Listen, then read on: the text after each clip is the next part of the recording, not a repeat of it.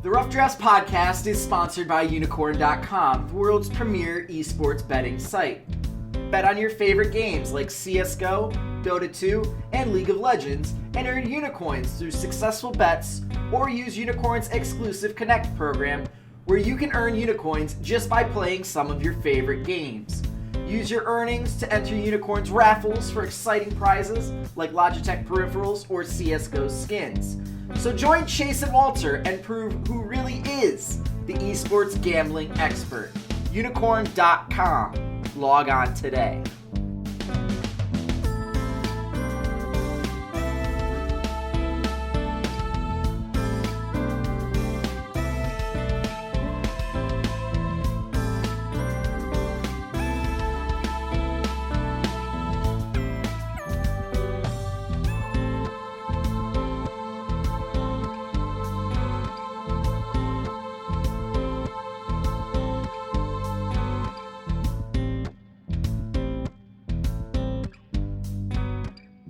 Hello Internet, and welcome back to day 4 of our European LCS 2017 Summer Split Team by Team Preview. Day 4. We've covered 3 teams. One of them was G2, one of them was H2K, and the other one was the number 1 in my heart, the Unicorns of Love.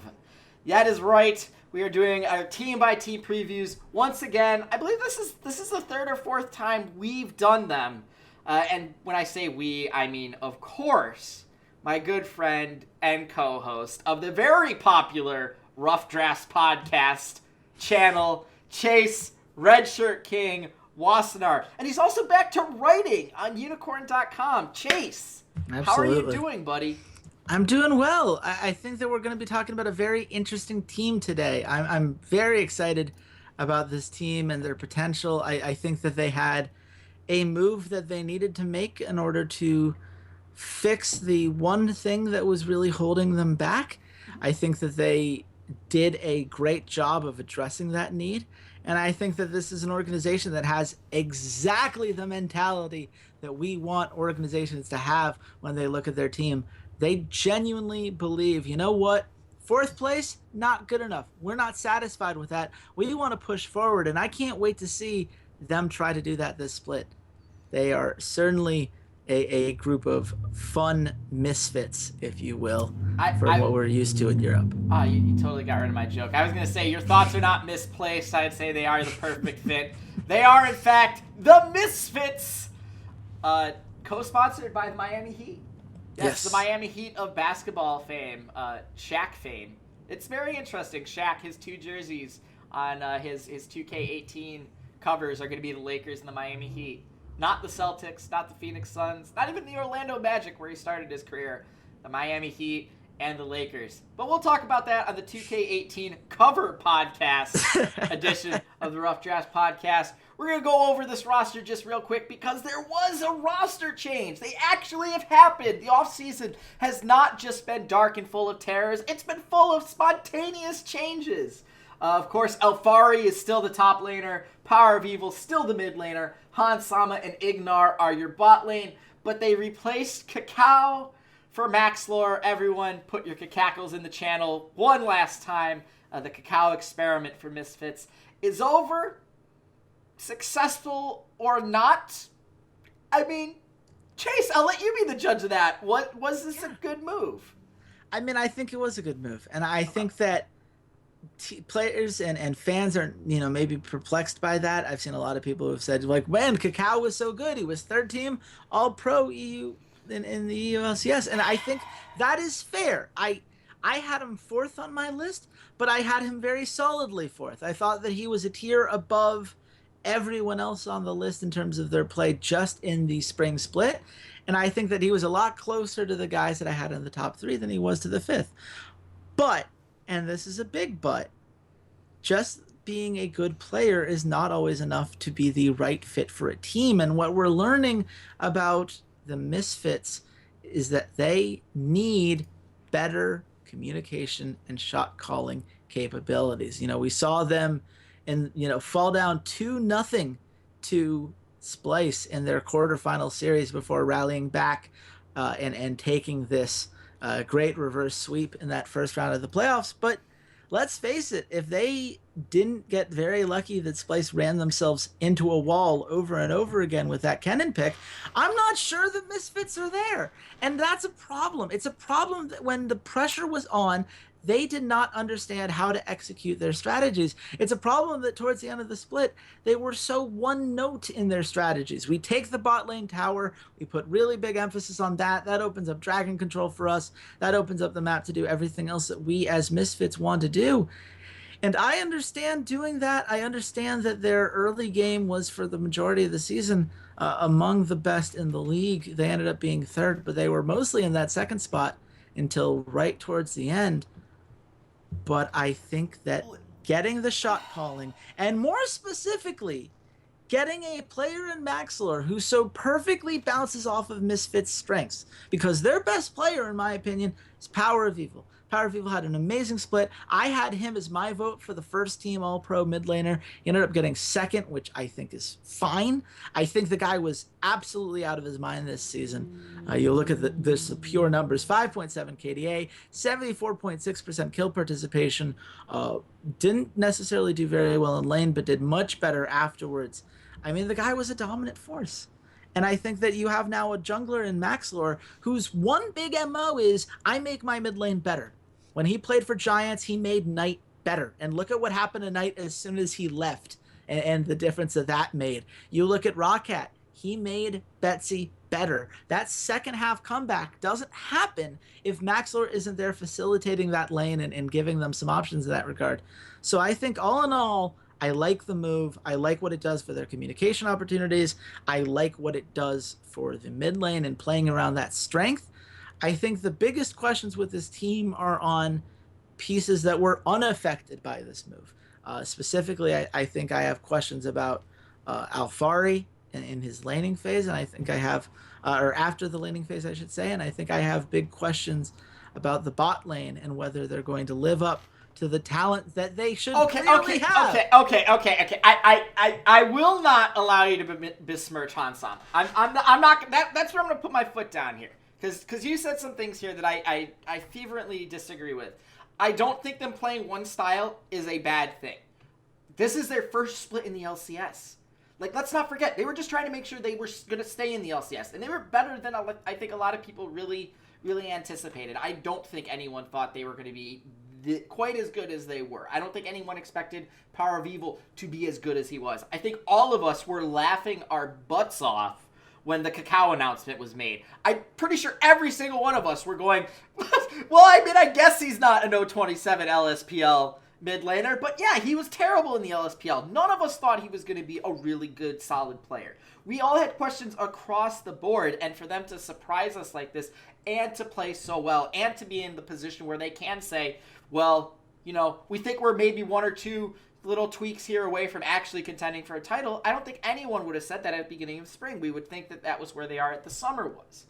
That being said, I'm not going to allow you to down talk on Hansama because it's not his meta. He's playing utility. Jhin is not a champion that he should be playing. Ashe is not a champion he should be playing. He shouldn't be playing something like Varus. Like, he should be playing hard carries. He should be playing Twitch and Lucian and moving into those kind of AD carries because he is the next Forgiven. He's not the next Sneaky. He's the next Forgiven, and he hasn't been given the appropriate chance to shine on those champions yet.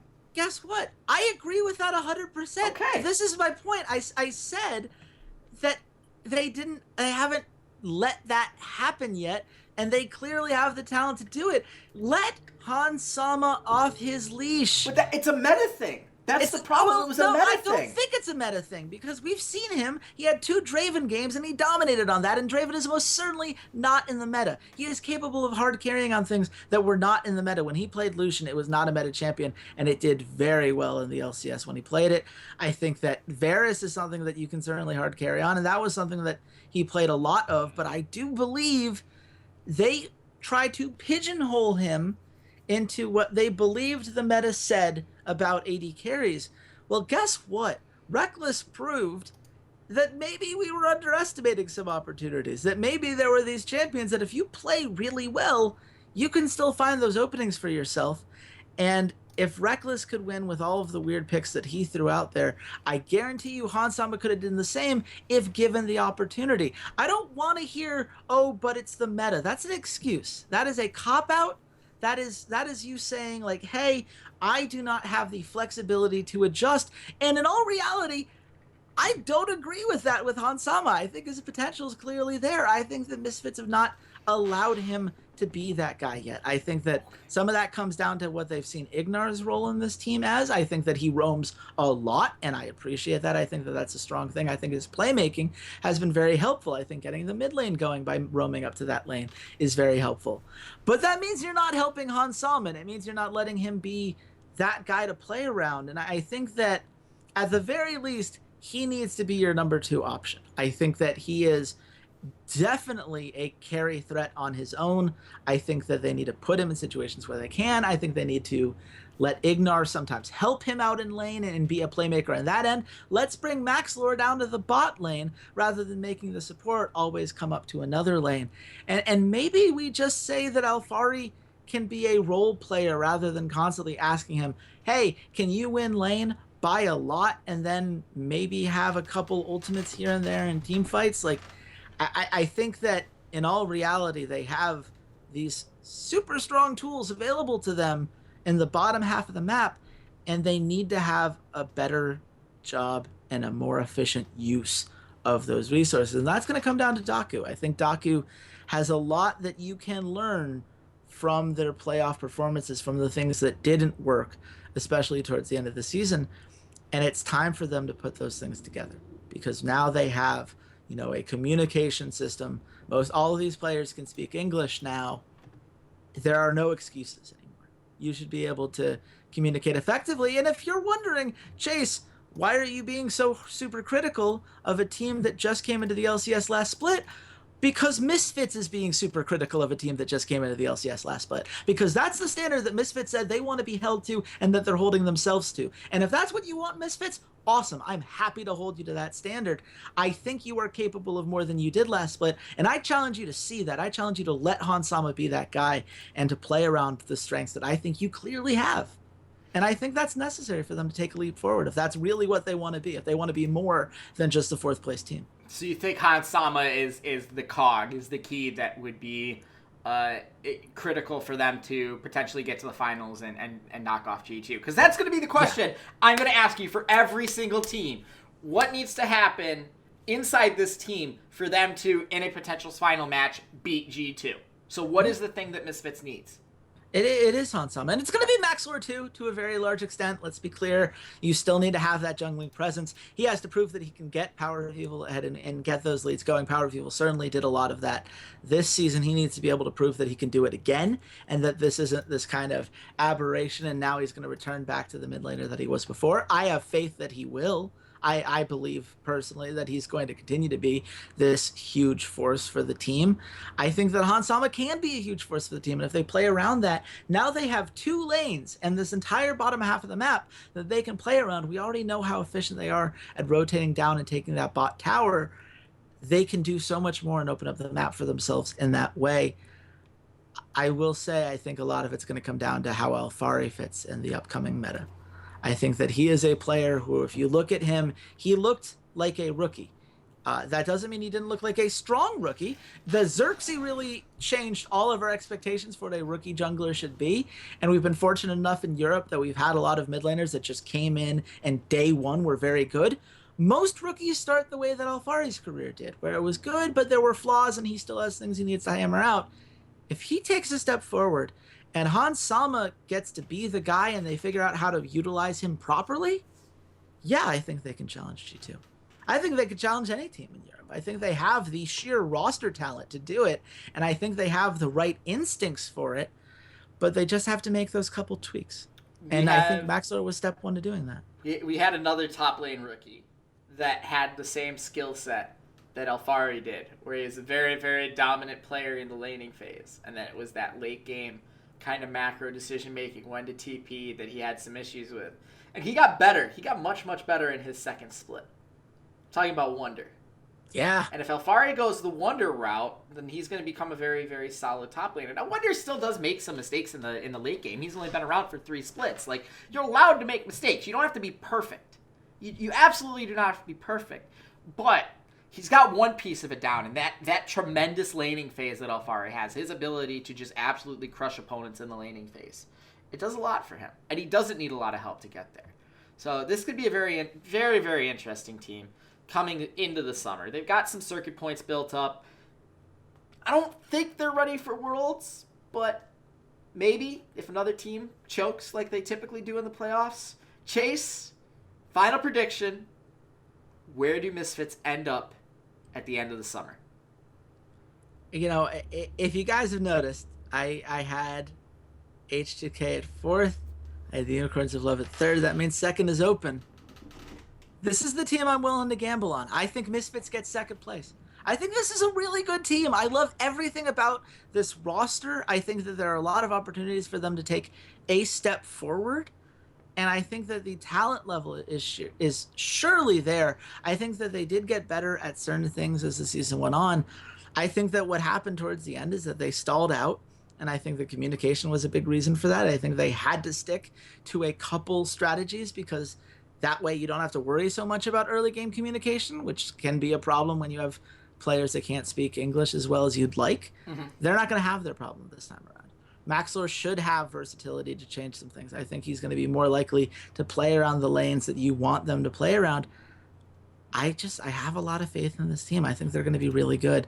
And I think that especially if Hansama, the meta, works to his strengths and they let him off the hook, oh boy, I am all in on him. I'm willing to jump that in. And I hope that they live up to it. I think those expectations are there. I think those are the expectations they have for themselves. And anything less than that is going to be a disappointment to both them and me. So come on, Misfits. Please back my faith in you. I'm trusting you here. Take it home. I agree. I think that this is the team that's going to be competing with Unicorns of Love for that 2nd, 3rd spot. I absolutely agree with you because I think the meta is going to shift in such a way that it behooves them. I think that we're going to go into sort of a hard carry, protect the 80 carry style of composition. And I think that's really, really good for not only Hansama, but I think that also will put Power of Evil on champions that work really well. He's a really good Orianna player. He's a really good control mage player. If Lulu ever comes back in the meta, oh boy, if Lulu goes to the mid lane, Power of Evil's Lulu is almost as good as Zamfira, the original mid Lulu god. That is a throwback name. I think that's the 3rd time I brought it up on the podcast when talking about Lulu. So I agree with you there. And that's been a podcast. That is day 4 in the books. We got 4 teams out of the way. H2K, G2, Unicorns of Love, and today Misfits. We've gotten 3 teams out of the way over in North America with the 4th today. So go right on and listen to that one. That should be the next video/podcast in your feed. And as always, you guys can follow me at Ceades_LOL. Chase? I'm at RedShirtKing. I'd love to hear what you guys have to say. I think the Misfits is going to be a team that potentially some people disagree on. You know, I think that there are problems that were exposed in the playoffs that a lot of people are likely to be worried about. I believe they're going to be fixed, but if you want to talk about why you believe that they're going to continue to be an issue or what it is you think this team ultimately ends up as, I'd love to talk to you guys about it. Should be a very interesting team to watch for sure. Absolutely. I really can't wait to watch this, and I can't wait to watch the next team that we talk about because I don't know if you guys noticed, we're wearing the same laundry. And honestly, I'm not the type of person to wear the same shirt for 4 days. So we're going to be waiting for the final database to be completely filled out for all the teams to be locked in, and then we'll get on to our 5th team. So come back tomorrow. We'll have a 5th team ready and waiting for you. And until then, goodbye, Internet. Hey there, Ceades here. Thanks for checking out the podcast. And if you enjoyed today's episode, consider supporting us at www.patreon.com/roughdraftspod. For just $1 a month, you can join your fellow listeners in our patron-only Discord channel and help keep the content coming. Or join our VIP club, where $1 a show or $8 a month gets you first priority on all patron content, like our patron-only Q&As. And check us out on all of our social media, Twitter @RoughDraftsPod, Facebook.com/RoughDraftsPod, SoundCloud.com/esportsroughdrafts, as well as on iTunes and YouTube by just searching for the Rough Drafts Podcast. Thanks for listening, and goodbye, Internet.